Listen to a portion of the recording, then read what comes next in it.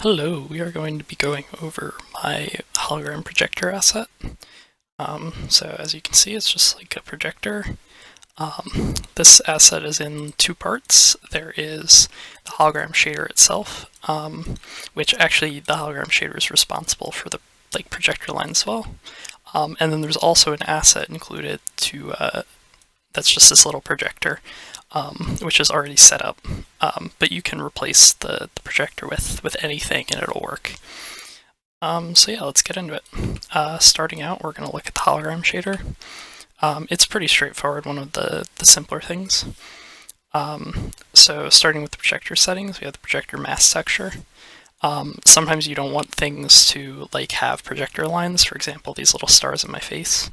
The projector lines in most cases just go right through my head, and I like to avoid that, so I just made a little mask with the UV, and I can click that and you see that that no longer happens, right? Because that mask just tells it where not to draw projector lines from. Projector color, exactly as you'd expect. It just changes the color. Projector lerp value, so this one's easiest to show with the sphere, and a different option. So you'll see that this looks wrong, right? Currently it's projecting out of the inside of the sphere, but the center just doesn't look right. This is because of how I do the projector lines. So this lerp value can just tighten everything up, right? And so now it looks better. So you might have to do that if you find that you don't like how the lines look. Now I'm going to turn off the sphere. So hologram or projector range bias. This has to do with these projector lines and how far they go. So you'll see that as I pull this away, there's this zone between the projector and my ears where it starts to fade out. This number basically can go this way for it to fade out earlier, or this way for it to fade out later, right? This comes with some caveats. So if I set it to -1, you'll see that the ears have faded out before the projector lines. So you'll have to play with it and find what you like. Personally, I just keep it at 0. I think 0 looks fine. Most cases, people aren't inching away the projector from you. But you may find that you need to play with that a little bit. Hologram projector solidness. This just adds a value to the noise it's used to do this bit. It will make things a lot brighter, so you'll have to turn down the color intensity. But you can see that it just makes things a little bit more solid. It's similar to the lerp thing, where it's just sort of something you'd have to play with and see if it improves your the look you're going for. Let's go back to here. Hologram length, pretty straightforward. Projector length. I believe I'll rename these to projector and solidness and projector length. This is just how long those lines are, so you can see that's 1 unit. If I change it to 2 units, then it goes 2 units, right? Twice as long. This is relative to unities, meters, position things, so yep. Vertex color projection noise. So you'll see that if I go in game mode, let's get this higher resolution so it's easier to see, and I move my ear, I might have to back that off. Yeah, see how the noise is really wacky and erratic? You can sort of see it here. By using the vertex color projector noise, that will fix that. So now if I do it, you'll see that it isn't wacky and erratic, it's stable.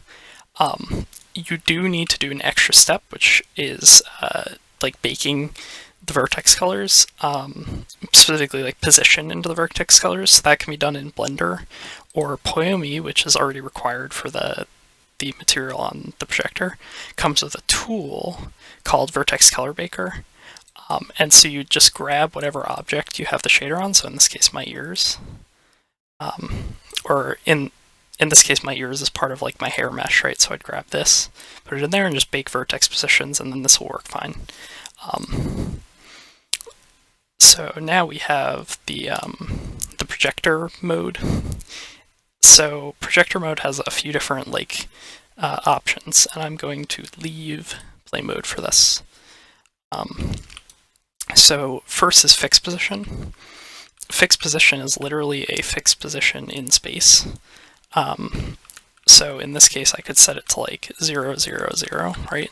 And you'd see that's the world origin. And if I set it to like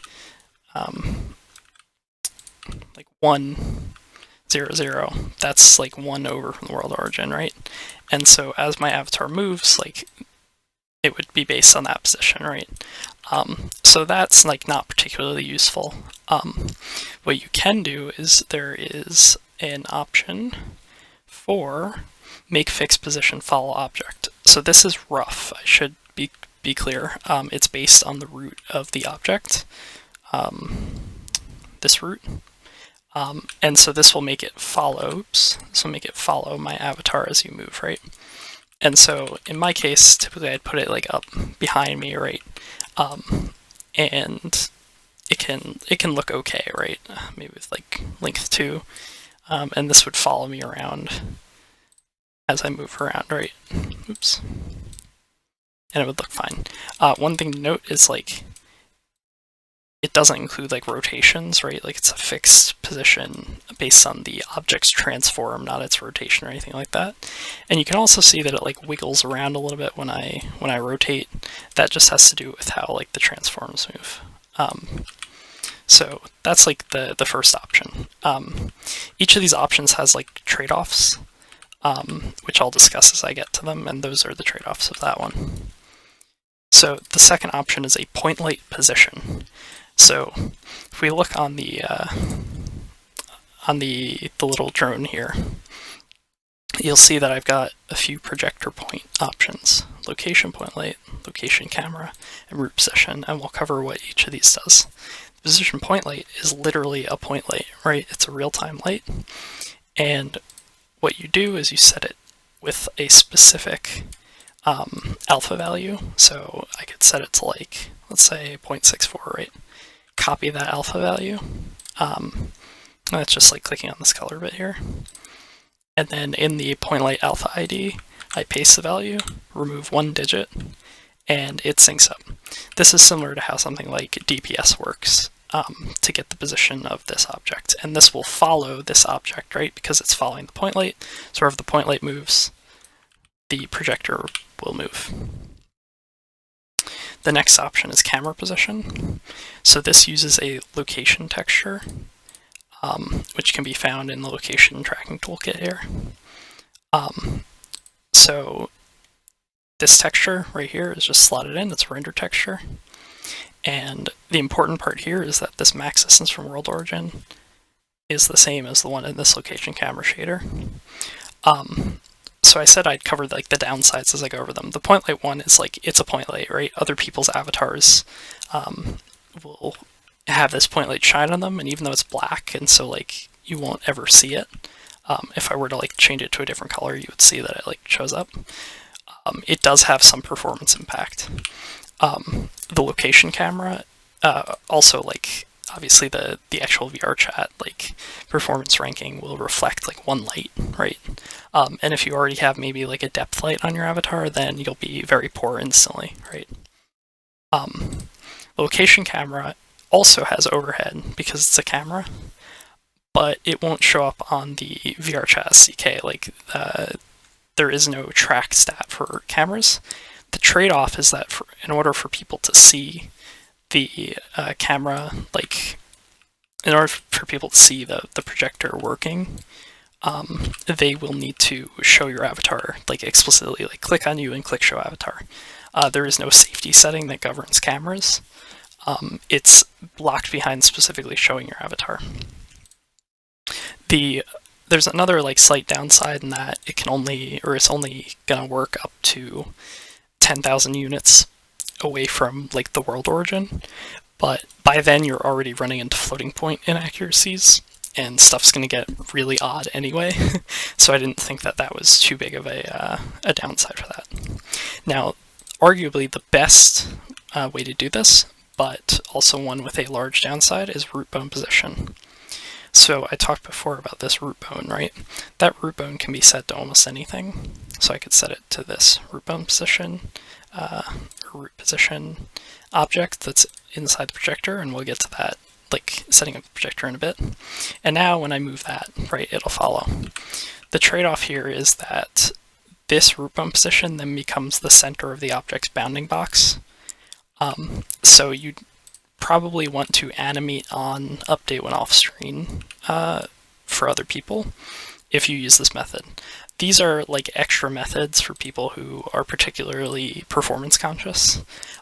I think for most people, just using point light position is probably the best bet for consistent results. So yeah, from there, it's just like that's it for the projector set, and then we can go into like the hologram itself. So the hologram itself is like on the object. It's just some nice Fresnel and some scan lines. It can take a color texture, and that color texture also applies to the these, just to make things easy. It can also take alphas and will work like as you'd expect. So in this case, this has alpha values and it cuts them out. If I were to use like noise or something like that, you can see what I mean. Hologram color, this is the color for like this hologram, as you'd expect. Fresnel power, this has to do with like the little edge rims. Can turn it down and also turn this down, and you can see like Fresnel rims get bigger or less big, right? Personally, I keep it on 2. It just looks best that way for me. Flicker strength, so you'll see occasionally that we can get a little flicker. Okay, just had a little bug. Somehow that setting was set to 0 in the it wasn't using the value here, it was just set to 0. Now we can see the flickers. And so flicker strength turns up or down the brightness of those flickers. You can turn it to 0 if you just want to turn them off like it was before. Scanline scale, so this is like these lines. Can turn it way down and get big scan lines, set it to like 1, right? Huge scan lines. Or you can set it way up and get tiny scan lines. Here you're getting like some of that wacky bending effect we can see closer up. Personally, I think 1000 just works well. We have the option vertex color scan lines, that's what I have on. So same idea. Personally, I think this can be like on or off.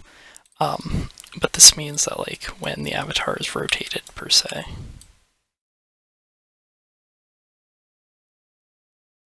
You can see that with it off, the scan lines are still up and down in world space. On, it uses the vertex positions from like when it was baked, and so it goes like that. Let's untilt my avatar. And so yeah, that's all the settings like in the shader itself. Let's get on to the installation of the projector. Go. So to install the hologram, there's a hologram projector prefab. You want to drag it onto your avatar, so the top level, the one with your avatar descriptor, and it'll show up in your hierarchy here. I'm going to right click, unpack prefab, and expand this out. So the first thing we want to do is we want to move the target position and seeker position to where you'd want the projector to be. So it's important that you select both of these and move them at the same time. Just like vaguely where you want the projector to be. You can always change this later, but for now we just need like a reference position, right? So that looks about good. So once you've done that, you're going to want to click on this parent constraint object, and you'll see it has this empty transform. So here you need to make a decision on where this object is going to be anchored to you. So personally, I think for avatars, and especially here because I'm using my ears as the main thing, I want to anchor it to my head. So I'm going to come here, and you're going to expand out your armature, find whatever bone that you want to use. So in my case, I'm going to use the head bone. Select parent constraint and drag the head bone in there. Once that's done, just hit 0 and activate, and you should notice that this parent constraint comes up to here. Now while we're here, we're also going to want to set up this look constraint inside the seeker position. So click expand out the seeker position, click on the look constraint, and this determines where the object of like your drone faces. In this case, I want it to face the same position as like where it's anchored. So I'm going to drag in my head and just click activate. And now you see that it's anchored there. And if I were to drag this around, like it would look there. Finally, you want to take this target position and drag it under this FizzBone root, which is underneath the parent constraint from earlier. Now, I mentioned before that you can edit where this drone is later. The important thing to remember is that you always want to make sure you select both the target position and the seeker position and move them at the same time. You should never, they should never be in separate positions. They should always be in the exact same position for the most consistent results. So you just move it there, and I think like that's about good. Okay, so once that's in position, good. At this point, and take a look at how exactly you want to do your projection. So in this case, I'm just going to set up the point light. So grab the point light alpha. When you set this up, the material here and this point light will have the same value already. Because I'm about to change it like that, as I showed before. So you won't even have to do that. Now, this is super important though. So if you're going to use the point light, you don't have any need for the camera or the root position here, right? So if you're going to use the point light, just come in and delete these two. That way it saves on performance for everyone else. Likewise, if you're going to use like the location camera, you set this to camera position. Make sure to slot this texture. This texture will not be slotted by default because it has potential performance impact if it's slotted by default. And once again, that's inside this location texture folder. And then you would delete the point light and the root position, right? And everything's good. You can see, crash.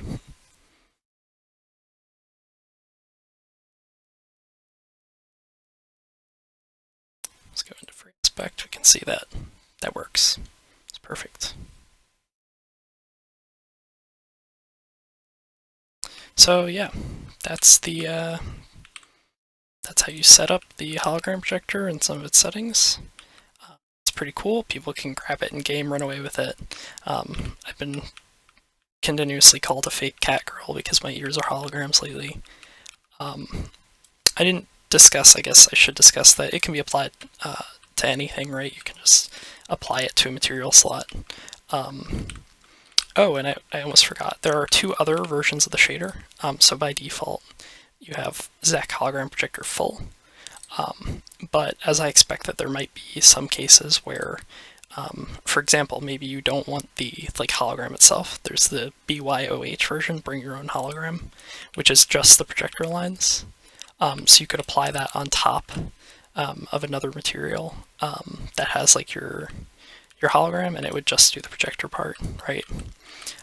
There's also one called No Depth. So by default, you'll see that the hologram actually writes to depth. So to give an example of this, we'll just show you, I guess, on the non-depth version. So if I set this to hologram projector no depth pass, see how you can now see the back through it, and it looks kind of weird. And if you were putting for example, this on your entire avatar, it would get very chaotic very fast. Just put it on part of it and then turn down the brightness so that we can actually See what's going on. Like, this looks pretty weird, right? But with the depth pass version, which is the full, like the default version, it actually writes to depth. And so that means that you can properly go in and say, like, maybe your hair you want to render on top. So you put that in, and then you change the body to like 301, right? And now your hair renders on top, right? So the body has 301 and the hair has 3000, right? And so that creates a much better looking hologram, for example. But yeah, outside of that, I think that is everything. Thanks for watching. I do a lot of this stuff. You can find me at shop.zec.dev. You can find my Discord at discord.zec.dev. And feel free to reach out if you have any questions in the comments or via Discord. Thank you.